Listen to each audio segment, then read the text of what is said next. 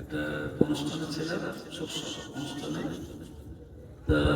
ওইখানে শুনলাম এক মাইকে পরিদর্শন করতেছে মাগরিবের সময়। আরে মাগরিবের এই তো নিয়ে কালকে হইতে পারে, আমার মতো হইতে পারে, ঠিক না? বিশ্বাস আছে? কালকে আমি আবার মামলা যাইতে পারবো, বিশ্বাস আছে? কোনো বিশ্বাস আছে?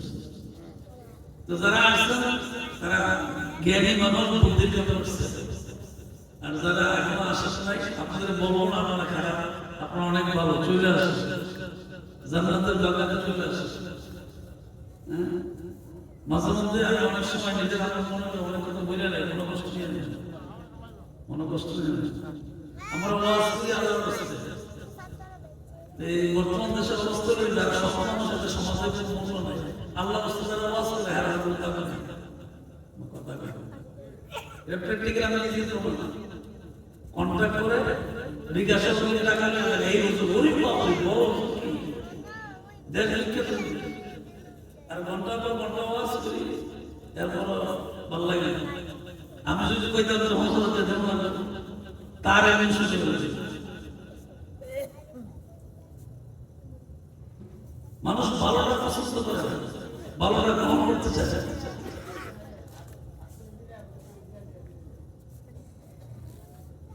আল্লাহ আল্লাহ আমাদের সবাইকে কবুল করুন, বলেন আমিন। হাফেজ কারি আল্লাহ তাআলা সাহেবের সাথে আমাদের সম্মানিত মুরব্বী রাজনগর মসজিদের সাবেক খতিব সাহেব ছিলেন দীর্ঘদিন পর্যন্ত, আল্লাহ হুজুর হায়াত দারাজ করুন।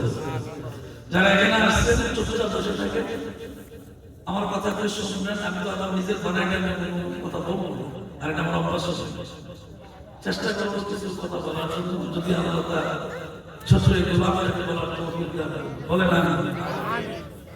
আপনাদের সবার নিজেদের কাছে ওয়াজের শুরুতে একটা প্রশ্ন, ওয়াজের শুরুতে একটা প্রশ্ন, এই পৃথিবীতে যত নবী আসছিলেন এমন কোন নবী নাই যে নবীরে তার সম্প্রদায়, তার গোষ্ঠীর লোক, তার এলাকার মানুষ, তার বাড়ির মানুষ, তার দেশের মানুষ গালি দেয় নাই, মন্দ বলে নাই, লাঠিতে আঘাত করে নাই, পাথর দ্বারা ডিল করে নাই, এমন কোন নবী পৃথিবীতে আগমন করে নাই। কথাটা বোঝা যাচ্ছে, বলবো ঠিক নেই, বুঝছে? আমি যদি ঠিকঠাক করে এমন কোন নবী নাই যে নবীদের জুলুম অত্যাচার চলে যায়।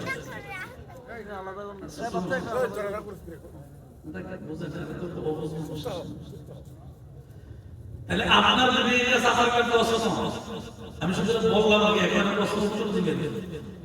পৃথিবীতে সমস্ত নবীরা ছিল মাসুম, বলেন সমস্ত নবীরা কি মাসুম? মাসুম শব্দটা কি? তাদের গুনাহ নাই। তাহলে কেন আমাদেরকে মারলো, কেন অত্যাচার করলো, কেন জুলুম করলো, কেন বাড়ি থেকে তাড়াই দিল, কেন জেলখানায় নিল, কেন দুনিয়া থেকে হত্যা করে বিদায় দিল? না এটা তো বুঝেন, এমন কোন নবী নাই যে নবী গালাগালি শুনতে নাই, এমন কোন নবী নাই যার উপর অত্যাচার হয় না, এমন কোন নবী নাই যাকে দেশ থেকে তাড়াই দেয়। প্রত্যেকটা নবী তার সম্প্রদায়, তার বংশধর, তার এলাকায় প্রত্যেকটা নবী মানুষের কাছে বিভিন্ন রকমের গালি গালাজ, অত্যাচার, জুলুম সহ্য করেছে। আমি আপনাদের কাছে প্রশ্ন কেন বললাম, ডাকে কেউ ডাকে ওই জায়গায় আইলে বলবে একবার তোমার ওইখানে কাজ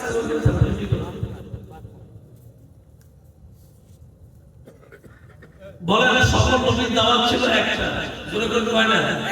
সবাই আওয়াজ করে কয়টা দাওয়াত? দাওয়াত থেকে লা ইলাহা, সবাই বুঝে থাকলে একবার স্পষ্ট করে বলে লা ইলাহা ইল্লাল্লাহ।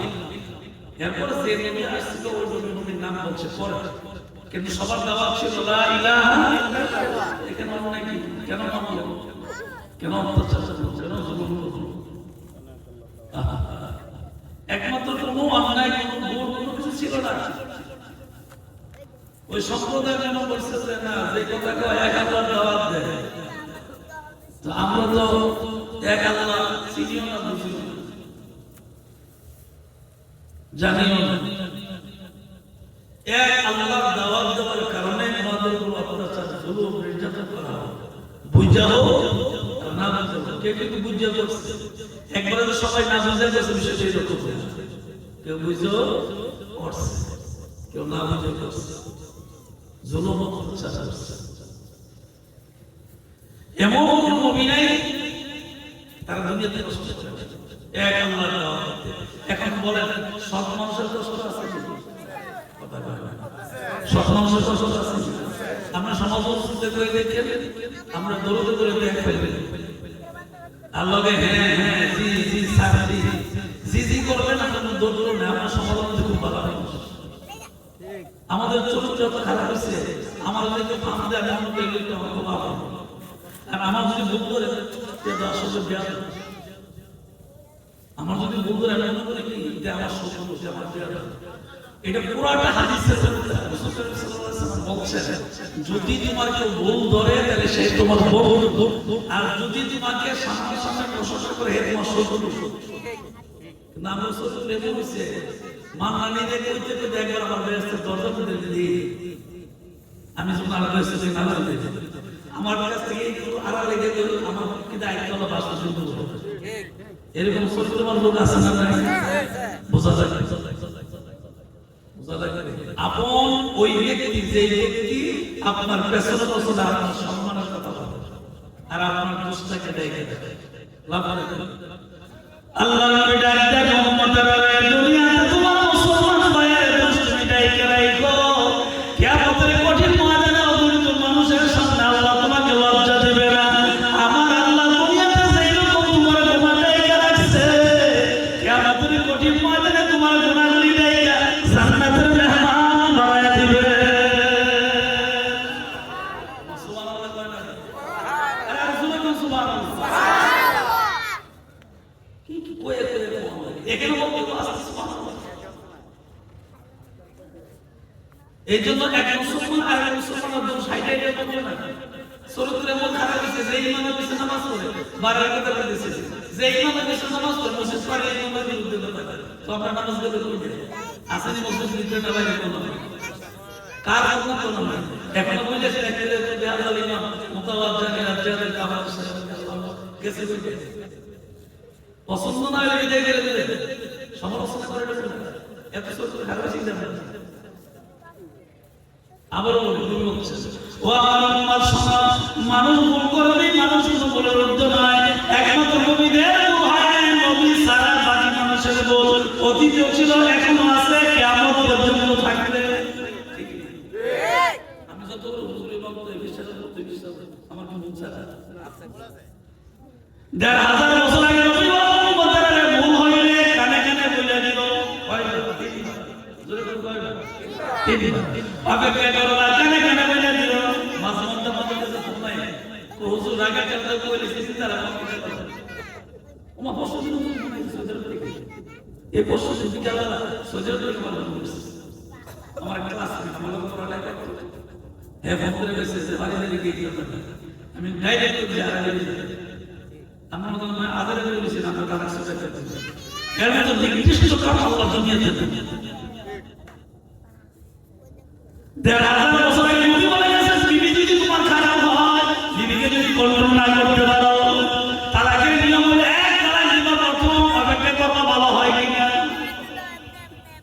১ মাস অপেক্ষা করার পর দেখছো ভালো হয় না, দ্বিতীয় তালাক দিবা, দ্বিতীয় তালাকের পর আবার ১ মাস অপেক্ষা করবে, ৩ মাস অপেক্ষা করার পরে ৩ তালাক দিবা, বাইসে হমনে মেরে কোজো মাথা খারাপ হয়েছে যে কইছি মাথা খারাপ হওয়ার পর্যন্ত কে কি ভালো ভালো তালাক করবে, আমি জীবনে কই আমার বলে তালাক মাথা আমি সাথে সাথে বলছি বিয়ে করছি, আমি এই যে তুমি তাকে সফল দিছি আমি তালাক করতে তাহলে যারা মাথা গরম হয় হারে তালাক করে, সুস্থ থাকতে কেউ তালাক করে না। আমার কাছে আইলে কোনো সময় আমি আসতে দিই না, দাঙ্গা আগামী গিয়ে ঘুরে ঘুরে কিছু হাজিরে দিয়ে আমার সমস্যা হয়ে যায়, এরপরে কিছু শাস্তি মাস্তি বেশ সুন্দর হয়। এই এলাকায় তো ভূমি আছে যেমন এই এলাকায় তো হুজুর ওয়ে দিতে চাই কিতা করো, আমি কিতা করো না হইলে দিতে, কারণ আমাদের দেশে একটা পদ্ধতি আছে, সিস্টেমটা কি জানেন, যেমন মনে করেন মাইন্ড করে না কথা কথা বুঝে যাবেন আমি যে কোরআন হাদিস পাবি যে আমার বড় শুরু করব কারণ কোরআন হাদিসের বাইরে জোর করে তো কাছের লোক বলতে হুজুর তো আমাদের কাছে আমি কি বানাবে না নিয়েছি আর একটা কথা সিস্টেম থেকে জাহাজ করে বলবো এবারে কি এটা আমাদের বলবো এক এক দুই মুসলিম ইমাম সবচেয়ে বলছে জুমাতে খুব বড় আছে বানাবে না করে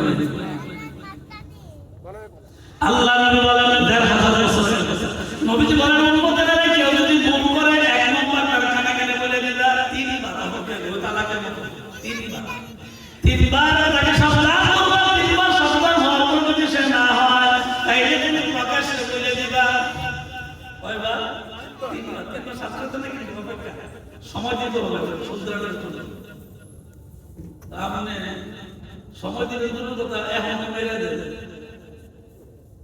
এগুলো তো আমাদের বোঝা লাগে আর কত এইরকম সাবধান সাবধান ইমামের কাছে নামাজ পড়লে ইমামের বিপদ করলে নামাজ হবে না এই জন্য ইমাম আর ইমামের তো সম্মান করতে হবে বাবা আমার ভাইরা অসংখ্য নবীদের দাওয়াত ছিল লা ইলাহা ইল্লাল্লাহ তারপরে বলছে আদম আলাইহিস সালাম বলছে আদম সফিউল্লাহ ইব্রাহিম বলছে ইব্রাহিম খলিলুল্লাহ মুসা বলছে মুসা কালিমুল্লাহ নূহ নবী বলছে নূহ নবী আল্লাহ আর আমাদের নবী বলছে মুহাম্মদুর রাসূলুল্লাহ সাল্লাল্লাহু আলাইহি সমস্ত নবীদের দাওয়াত একটাই ছিল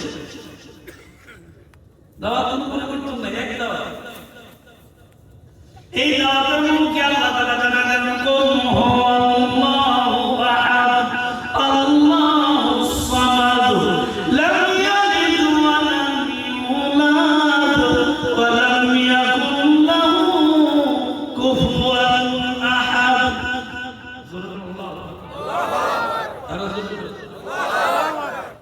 তাইলে অসংখ্য নবীদের যত নবী আসছে ১,২৪,০০০ মকম করে ২,০০০ আর ১,৪৪,০০০ মকম করে ২,৪৪,০০০ যাই আসছিল আল্লাহ রাসূল পাঠাইছে এই কোরআন শেষের মাত্র নবীর নাম আছে ২৫ নবীর নাম জোরে করে কয়জন কোরআন শেষের ভিতরে মাত্র ২৫ নবীর নাম আছে নবী কিন্তু আসছে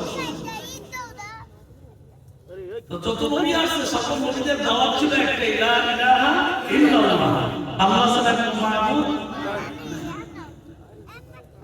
আপনি যদি দুনিয়াতে জিকির করেন তাহলে সর্বোত্তম জিকির হলো লা ইলাহা ইল্লাল্লাহ সর্বোত্তম জিকির কি লা ইলাহা ইল্লাল্লাহ এর চেয়ে উত্তম জিকির দুনিয়াতে নেই কারণ এই জিকিরের জন্য নবী বেঁচে গেছে এই জিকিরের জন্য তাইয়ের জমিনে নবী মারা গেছে এই জিকিরের জন্য সমস্ত নবীরা দেশ ছেড়ে পালাতে গেছে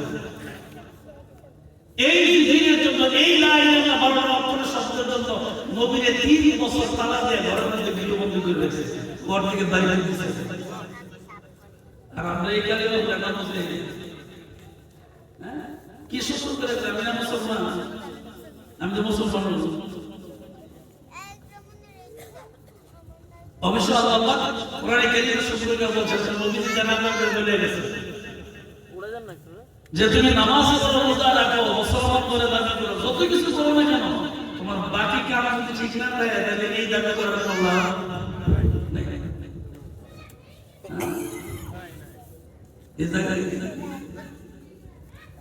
এই দাবি করার আল্লাহ নেই সুতরাং নামাজ রোজা এটার সাথে বাকি কাজগুলো থাকার জন্য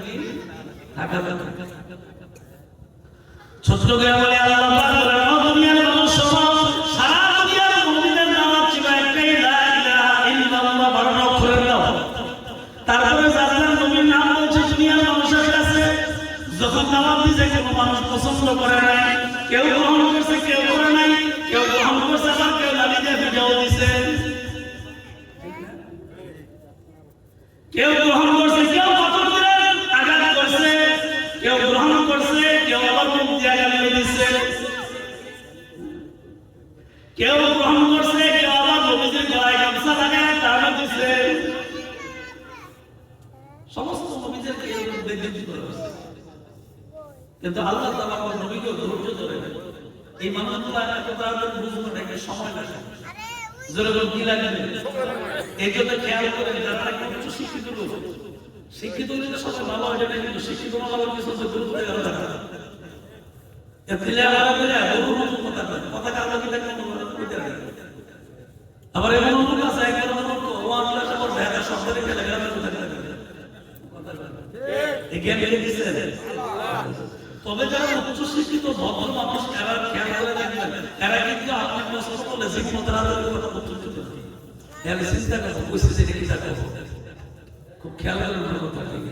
যারা উচ্চ শিক্ষিত এবং ভদ্র এই মানুষগুলোকে যখন আপনি প্রশ্ন করবেন সাথে সাথে উত্তর দিবেন। এর চিন্তা ভাবনা করে অনেক গবেষণা করে একদিন পরে দুই দিন পরে অথবা ঘন্টাখানেক পরে উত্তর দিবেন।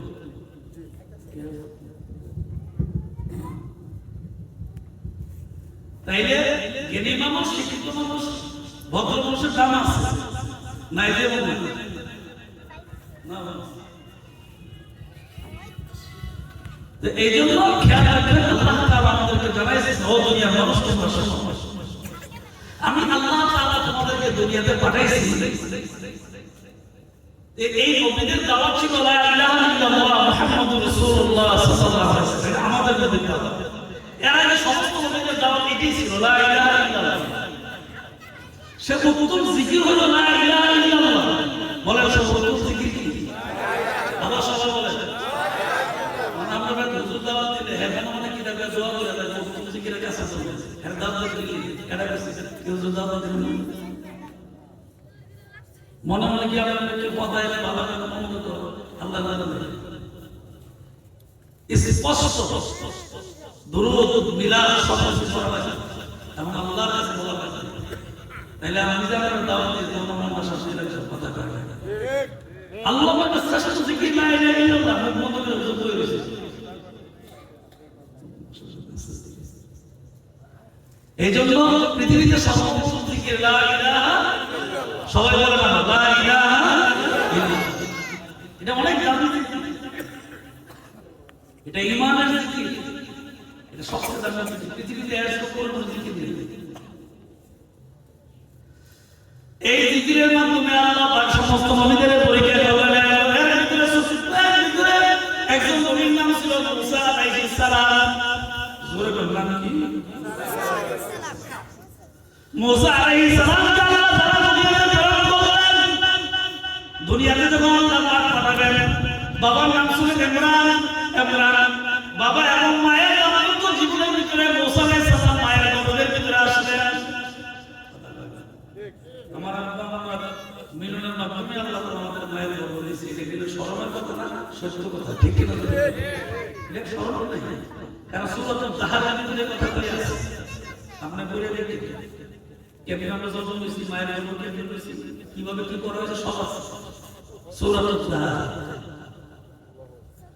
মুসা আলাইহিস সালাম যখন মায়ের গর্ভের ভিতরে আসলেন এমন সময় আল্লাহ পাক ফেরাউনকে স্বপ্ন দেখে গেলেন। ফেরাউন রে ও ফেরাউন রাষ্ট্রকে জন্য পয়সা সরকারি করো, বনি ইসরায়েলের বংশের ভিতরে একজন নবী জন্মগ্রহণ করো, যে নবীটা ৭০,০০০ নবীর সরদার হবে।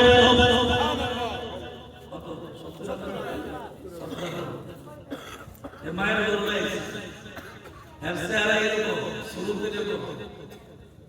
সে ভবিষ্যতে নবী হবে এবং তোমার রাজ সিংহাসন চুরমার করে দুনিয়া থেকে তোমার বলে আল্লাহ যে স্বপ্ন দেখাইছে বন্ধুরে দেখাইছে তা শ্বশুরে দেখাইছে কথা শ্বশুরে দেখাইছে। মুসা আলাইহিস সালাম আর ফেরাউন বন্ধু তাহলে কথা কোন মুসা আলাইহিস সালাম আর ফেরাউন বন্ধু। আল্লাহ ফেরাউনকে সুবহানাহু দুনিয়ার বানানো মারছে আর মুসা নবীর বারোটা রাস্তা দিয়ে বলে দিয়ে আল্লাহ পাক সম্মানে নদী বই করে পার করে দিয়েছে এবং জান্নাতের খাবারও খাওয়াইছে। সুবহানাল্লাহ আস্তে করে মুসা আলাইহিস সালাম মায়ের গর্ভের ভিতরে ফেরাউনকে স্বপ্ন দেখেন। ফেরাউন রে আল্লাহ রাসূল বুঝাবার কঠিন। এই জন্য আমি মাঝে মধ্যে এই করে স্বপ্ন মিলি কইছে মাঝে মধ্যে এই করে এই বুঝতে পারি যে আল্লাহ বিনা জানা বুঝাবার কঠিন। আল্লাহ তো আমরা নামাজ পড়তে বুঝতে পারি শয়তানের দিকে কি আজিব কথা বলে আমরা আল্লাহকে বুঝতে নামাজ পড়ো আবার শয়তানের যুক্তি ঠিকই আছে এটা যদি বলবো কারণ বলে মসজিদের কাছে সামনে দাঁড়াইলে আযান করে বাজে যায় শয়তান তো আর খাইছে বাজে কথা বলে মসজিদের কাছে তোমার সারাদিন চা আযাব দিতে ভাই ক্রিয়ার লাগে দিতেছিল তাহলে বোঝা গেল আল্লাহ কইছে নামাজ পড়ো শয়তান দিতে দিবে কারে আমার খালকে আযম জবলারাত কারে আমার খালকে আযম জবলারাত বাহুদা তাকদীরে কায়রাত ওয়া যাকারু ওয়া যাকার আল্লাহ আল্লাহু খায়রুল মাকিরিন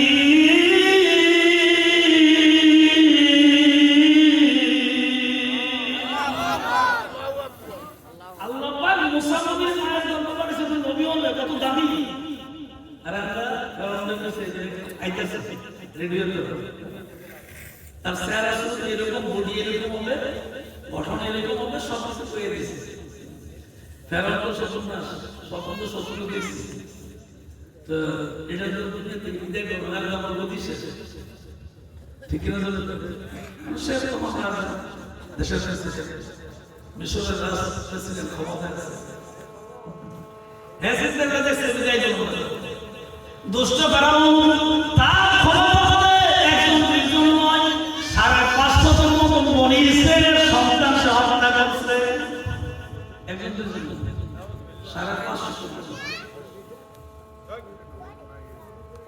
দুনিয়াতে দাওয়াত করছে শুধু একজন দেশের জন্য মুসা নবীর ধর্ম লেগে এই পাশে একটা পাশে একটা